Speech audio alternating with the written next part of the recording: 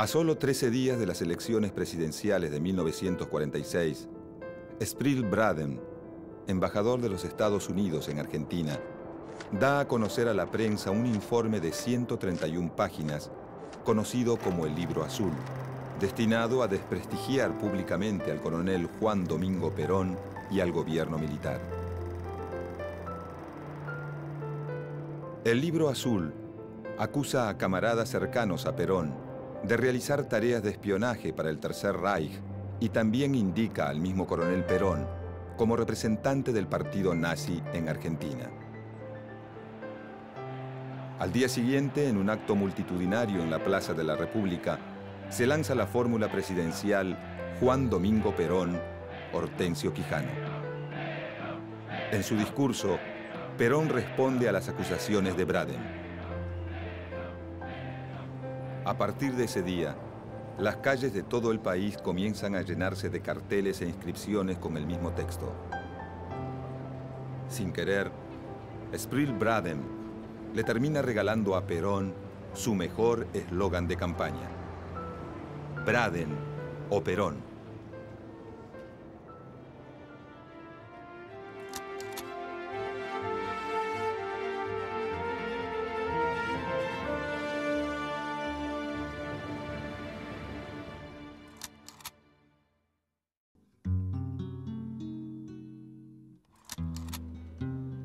El coronel Juan Domingo Perón comienza su ascenso en la política con la revolución del 4 de junio de 1943. Un golpe militar que derroca al entonces presidente conservador Ramón Castillo instala en el poder al general Pedro Pablo Ramírez, quien luego es reemplazado por el general Edelmiro Farrell. Al poco tiempo, el coronel Perón es designado al frente de la Secretaría de Trabajo y Previsión. Desde ese cargo, comienza a impulsar fuertes medidas de carácter social, como el Estatuto del Peón, los convenios colectivos de trabajo y la inclusión de más de 2 millones de trabajadores al régimen jubilatorio. Gracias al efecto positivo de estas medidas, el coronel Perón empieza a ganar peso político propio. En el año 1944, suma 2 cargos más: ministro de Guerra y vicepresidente. Rápidamente la oposición comienza a ver a Perón como el hombre fuerte del gobierno militar y dirige todos sus dardos hacia él.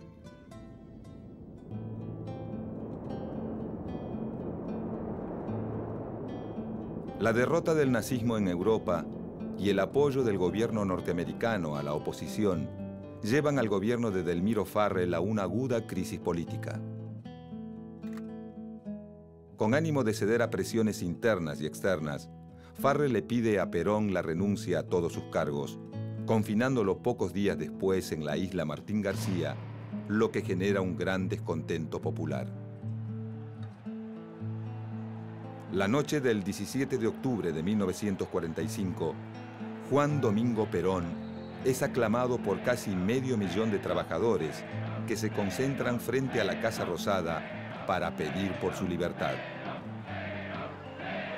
Ese día, Perón regresa a la política por la puerta grande, convertido en un líder popular.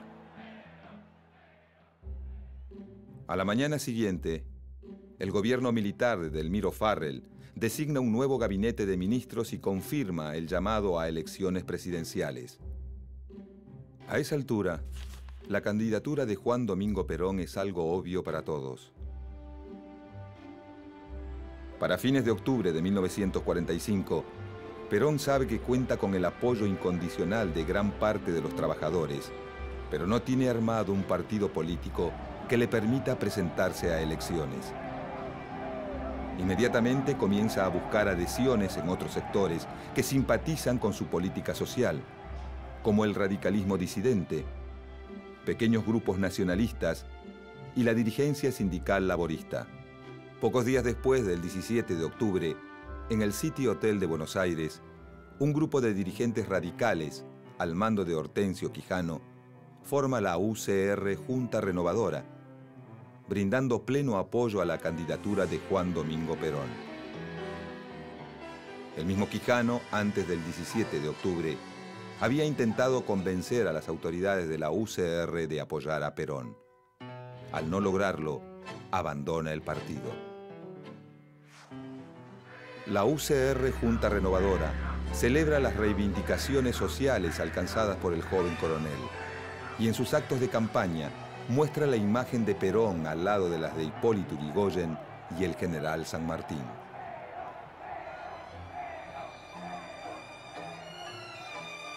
El 24 de octubre, en un atelier del barrio de Retiro, un grupo compuesto por dirigentes de los sindicatos de la carne, el vidrio, los cerveceros y parte de los ferroviarios, funda el Partido Laborista, que busca ser una versión argentina del laborismo inglés, un partido que defienda los intereses de los trabajadores. Su objetivo principal es impulsar una política nacional que promueva la independencia económica, ya que para ese entonces las principales actividades económicas del país están en manos de extranjeros.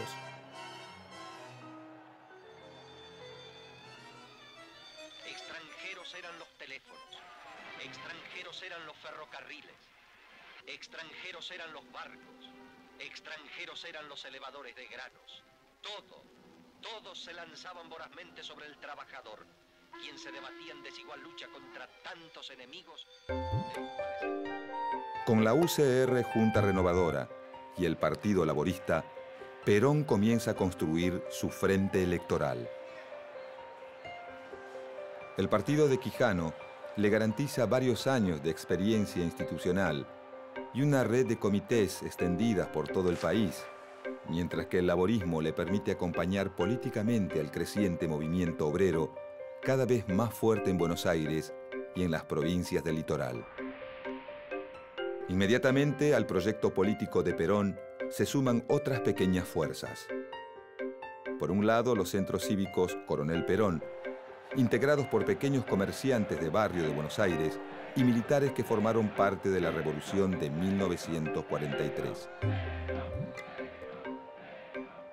Por otro lado, la Alianza Libertadora Nacionalista, una combativa organización juvenil con ideas de derecha y simpatías por el franquismo español.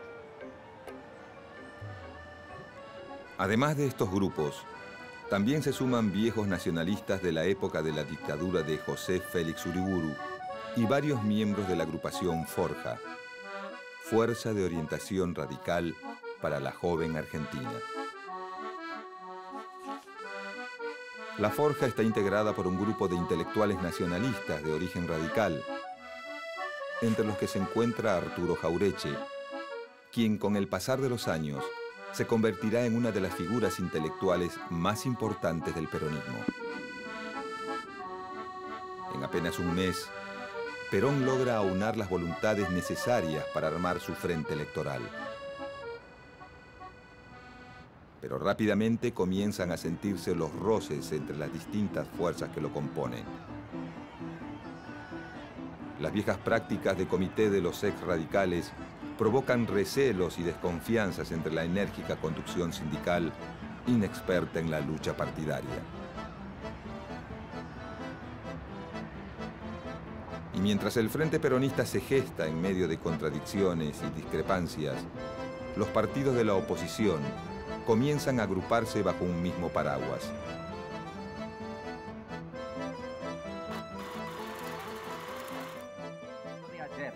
Contra la tiranía, por la libertad, por la democracia y por la verdad del sufragio universal.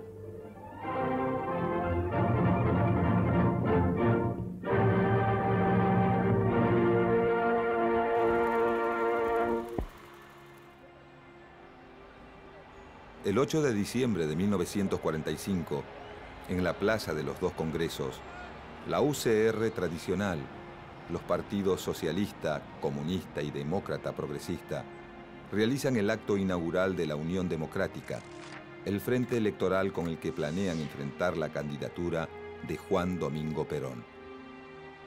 El lema era «Por la libertad contra el nazismo».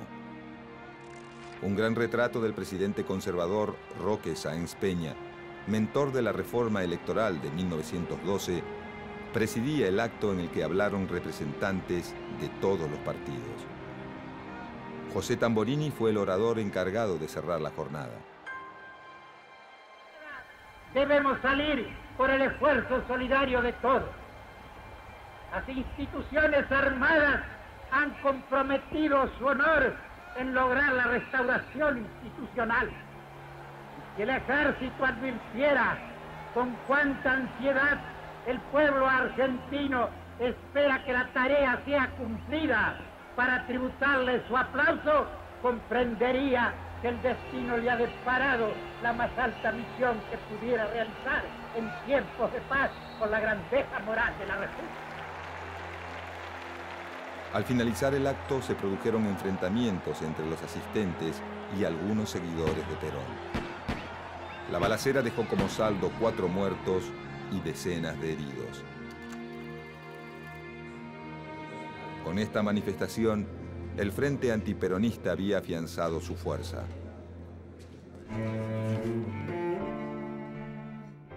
La fórmula presidencial de la Unión Democrática es José Tamborini, Enrique Mosca.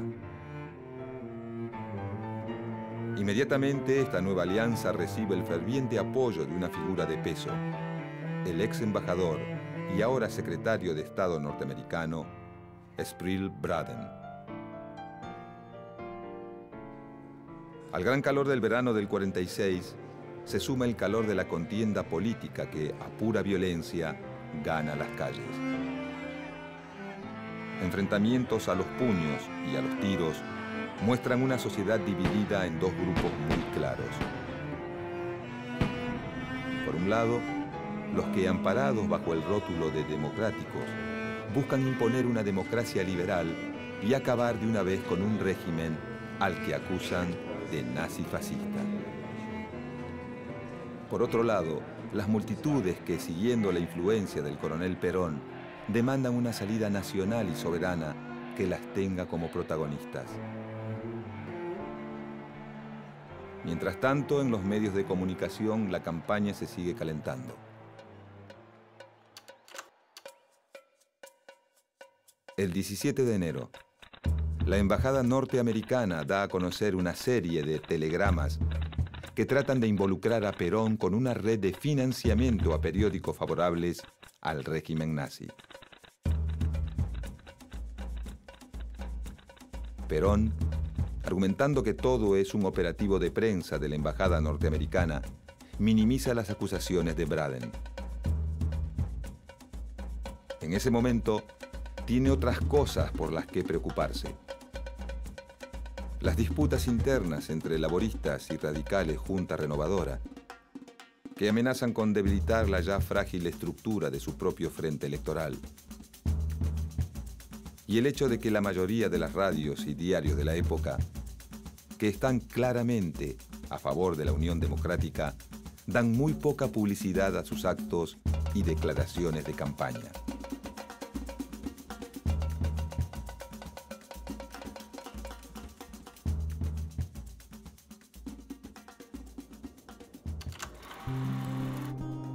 El 11 de febrero, a solo 13 días de las elecciones, el Departamento de Estado norteamericano da a conocer un informe de 131 páginas, conocido como el Libro Azul.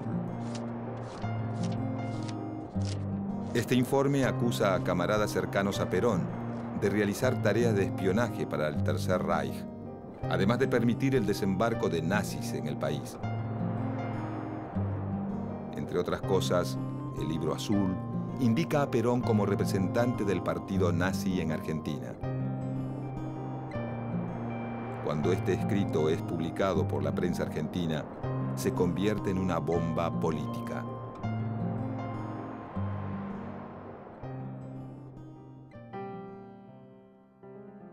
Por esos días, en un acto multitudinario en la Plaza de la República, se lanza la fórmula Juan Domingo Perón, Hortensio Quijano.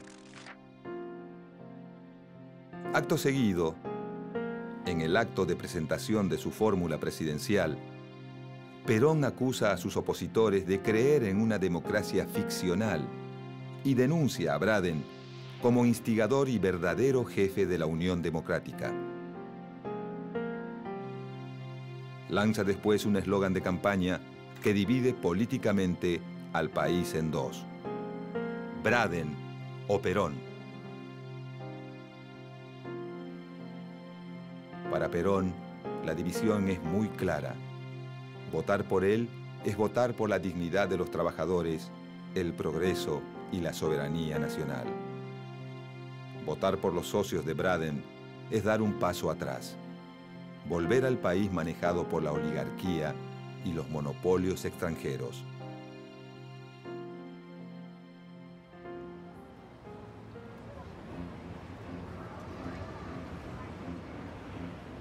El 24 de febrero de 1946, multitudes de trabajadores concurren a las urnas a decidir su destino en una elección crucial para todos los sectores de la sociedad argentina. A pie, en carreta o a caballo, miles de peones rurales se acercan a las mesas electorales, siguiendo atentamente las instrucciones que da el mismo Perón para evitar el fraude.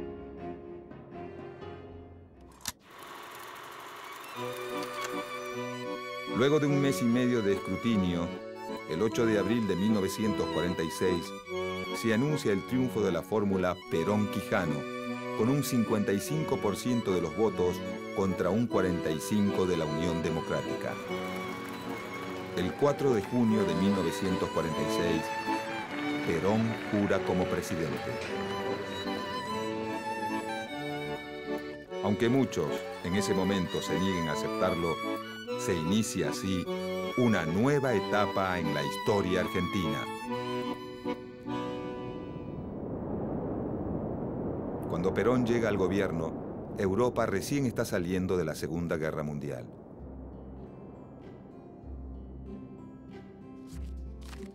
Los años de la guerra dejan para la economía argentina un saldo más que positivo. Las arcas del Banco Central rebosan de oro, fruto de las exportaciones. Al mismo tiempo, la floreciente industria nacional continúa creciendo, ya que fabrica los mismos productos que los países industriales dejaron de producir cuando volcaron todos sus esfuerzos hacia la guerra. Esta política, llamada sustitución de importaciones, iniciada en la década de los 30, va convirtiendo poco a poco a la Argentina en un importante proveedor industrial, capaz de exportar los productos de sus fábricas a toda América, incluso a los Estados Unidos. Con este marco económico favorable, el nuevo gobierno lanza su primer plan quinquenal. En su mensaje al Congreso del 19 de octubre de 1946, el presidente Perón presenta los lineamientos básicos de este plan. Sus objetivos principales son: búsqueda del pleno empleo, aumento del salario real, crecimiento del mercado interno y una mejor distribución del ingreso. Para llevar a cabo el plan quinquenal, Perón convoca a Miguel Miranda, un empresario conocido en la City porteña como el zar de las finanzas. Miguel Miranda comienza a delinear el rumbo de la política económica desde el IAPI. El IAPI, Instituto Argentino de Promoción e Intercambio, es un organismo estatal creado durante los últimos días del gobierno de Farrell, que tendrá un papel central en la economía de estos años.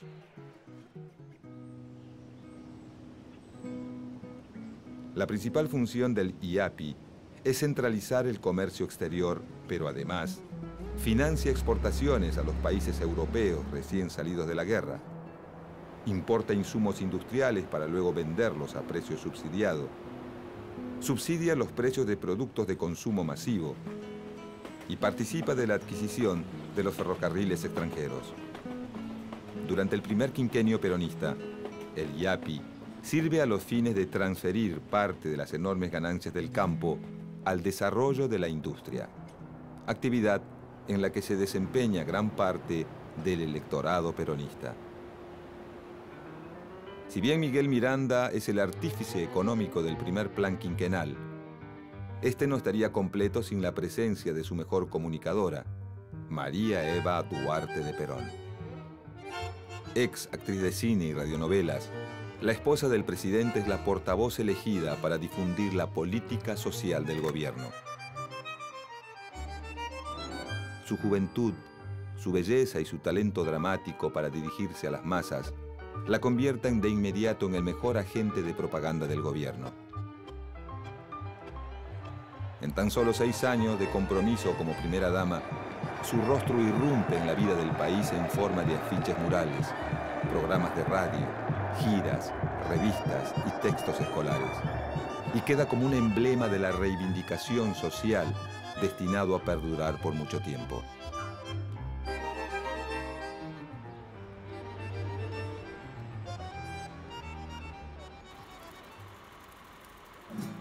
Como símbolo inaugural de la política de su plan quinquenal, el 9 de julio de 1947, en la Casa Histórica de Tucumán, el gobierno de Perón firma la Declaración de la Independencia Económica.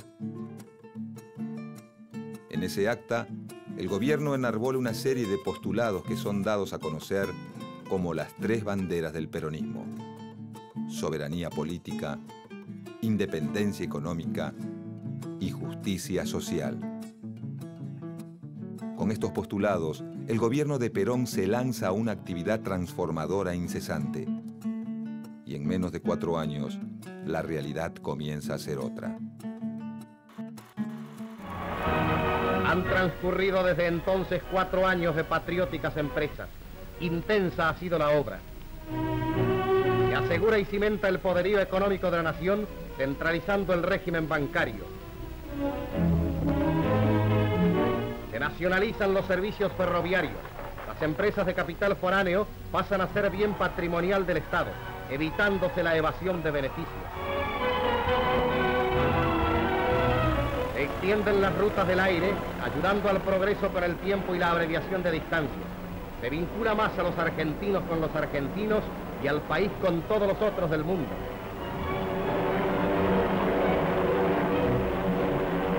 Pone en ejecución una nueva política migratoria y contingentes enormes de trabajadores, técnicos y profesionales vienen a producir a nuestra tierra.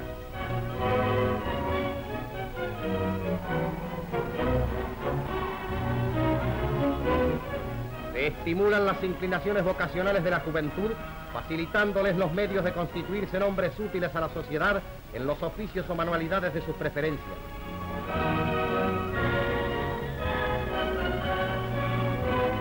Se contempla con verdadero amor el problema del humilde, hasta hace poco desheredado social. La esposa del primer magistrado, Eva Perón, se entrega con vehemente dedicación a la obra humanitaria y dignificadora. Los niños, a quienes el general Perón otorgó privilegios únicos, son grandemente favorecidos en la cruzada social. Se modelan sus almas, se ejercitan sus mentes y se preserva su salud, porque así se asegura el porvenir de la patria.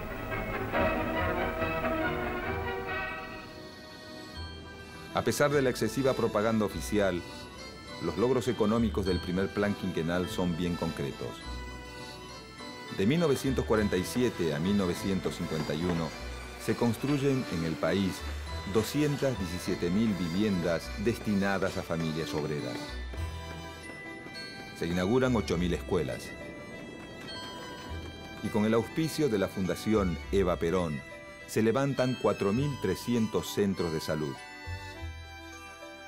En el mismo periodo, los salarios aumentan un 40%.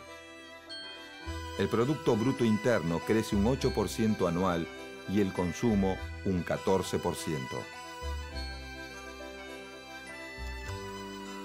De 1945 a 1948, la venta de cocinas aumenta un 106%, la de heladeras un 218% y la de aparatos de radio un 600%. Para la década de los 50, el plan quinquenal llega a ser conocido hasta en los manuales de quinto y sexto grado, y gracias a sus logros, gran parte del país parece vivir en un permanente clima de euforia económica. Hasta que, de repente, las cosas empiezan a cambiar.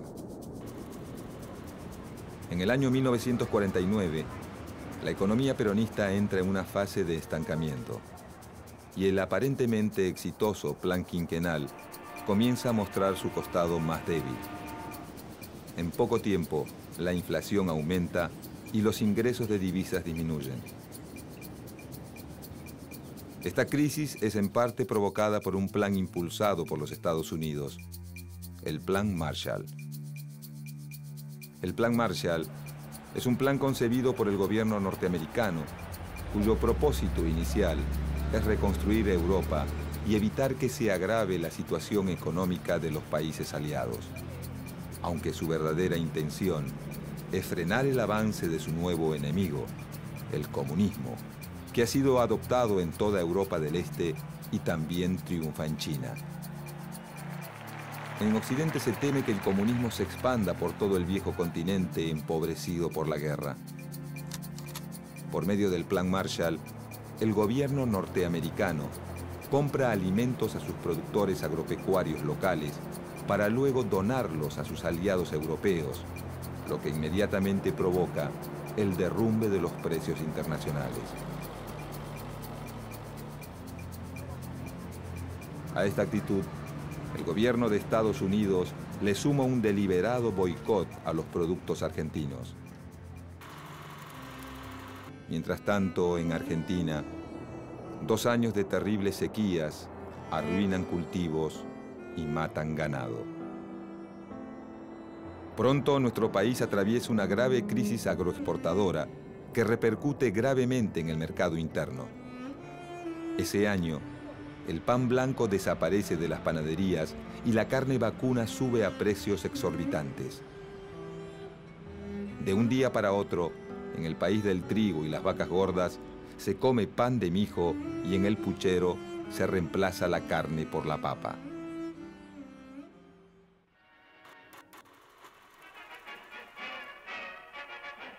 Nuestro pueblo hizo siempre derroche de la tan famosa carne argentina, abusando de su consumo como si la alimentación se basara única y exclusivamente en ella. Mientras otros pueblos sanos y fuertes de la tierra apenas consumen unos gramos una vez por semana. El presidente Perón en su plan económico de 1952 pide un día en la semana sin consumo de carne. En 1952 el gobierno lanza un programa de estabilización. Y el mismo Perón, que hasta hace poco proclamaba la solución del consumo, ahora pide austeridad. El país que hacía poco había salvado del hambre a España a través de envíos de alimentos, se encuentra ahora en plena economía de guerra. Pero la austeridad no es la peor noticia de 1952. El 26 de julio, a las 20:25, muere Eva Perón, víctima de un cáncer.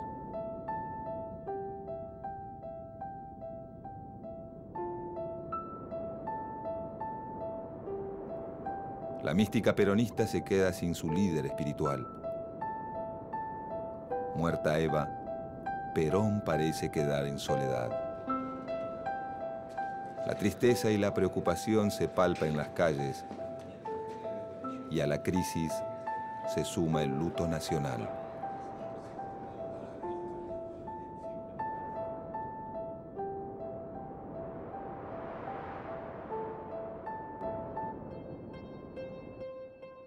Para 1953, la situación de Argentina ante la Casa Blanca ha cambiado sustancialmente.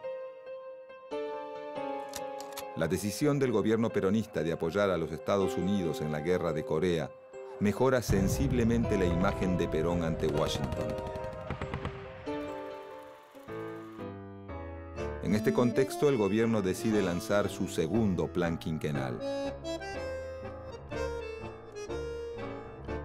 Si el primer plan quinquenal significó un período de desarrollo y expansión, El segundo trata más bien de aumentar la producción agrícola y de dotar al sistema industrial de sólidas bases, además de promover el desarrollo de la industria pesada y el autoabastecimiento de combustible.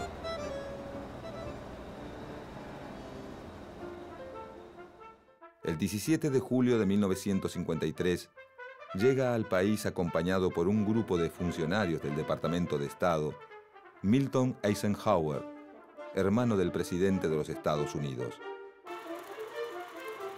Un mes después, el Congreso promulga la Ley de Garantía a las Inversiones Extranjeras con el objetivo de desarrollar la industria pesada y solucionar los problemas de abastecimiento de petróleo. Esta situación de desabastecimiento lleva a Perón a firmar un acuerdo con la empresa petrolera Standard Oil de California. El acuerdo genera inmediatamente la crítica de los sectores nacionalistas del mismo gobierno y el repudio de gran parte de la oposición. Finalmente, el discurso antiimperialista que ayudó a Perón a llegar al gobierno, esta vez le juega en contra. Por suerte para el gobierno, el programa de estabilización comienza a dar señales de estar funcionando. Para 1954, el índice de inflación baja de un 39% a menos de un 4%. Y los salarios, luego de 2 años de estancamiento, vuelven a aumentar. Llegado 1955, la economía argentina da claros indicios de volverse a encaminar. Aunque el clima político continúa deteriorándose poco a poco, las eternas disputas entre Perón y sus opositores abandonan el ámbito parlamentario para trasladarse a las calles, y a las filas habituales de los enemigos del gobierno se añaden nuevos aliados. Pronto, un estado de guerra interno vuelve a dividir al país en dos, como cuando Braden se peleaba con Perón. Pero esta vez no hay elecciones de por medio y solo se escuchan rumores de golpe de Estado.